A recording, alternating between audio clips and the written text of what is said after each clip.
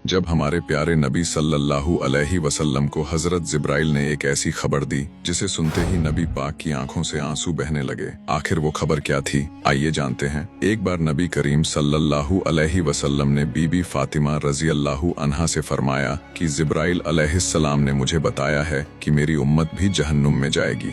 बेटी फातिमा, मुझे अपनी उम्मत का गम सताता है और मैं अपने रब से दुआ कर रहा हूँ कि अल्लाह उन्हें माफ कर दे और जहन्नुम से आजाद कर दे। ये कहकर आप सजदे में चले गए और रोने लगे, साथ ही दुआएं करने लगे, या अल्लाह मेरी उम्मत के गुनाहगारों पर रहम फरमा और उन्हें जहन्नुम से आजाद कर दे। तभी अल्लाह की तरफ से हुक्म आया कि ऐ मेरे महबूब, गम ना कर, मैं तुम्हें इतना अता करूंगा कि तुम राजी हो जाओगे। ये सुनकर आप खुशी से खिल उठे और फरमाया कि ऐ लोगो, अल्लाह ने मुझसे वादा कर लिया है कि कयामत के दिन मेरी उम्मत के बारे में मुझे बहुत राजी करेगा और मैं तब तक राजी नहीं होऊंगा जब तक मेरा आखिरी उम्मती भी जन्नत में ना पहुंच जाए। सुभान अल्लाह, हमारे प्यारे नबी सल्लल्लाहु अलैहि वसल्लम कितने शफीक और अपनी उम्मत का गम महसूस करने वाले हैं, और बदले में हमने उन्हें क्या दिया। अगर आपके दिल में भी नबी पाक सल्लल्लाहु अलैहि वसल्लम के लिए सच्ची मोहब्बत है तो कमेंट में सुभान अल्लाह जरूर लिखें। दीन की बात और ऐसी फजीलत फैलाना सदका ए जारिया है। इसे अपने दोस्तों के साथ शेयर जरूर करें ताकि हमारे प्यारे नबी की रहमत का यह पहलू हमसे छूट ना जाए, और लाइक सब्सक्राइब जरूर करें।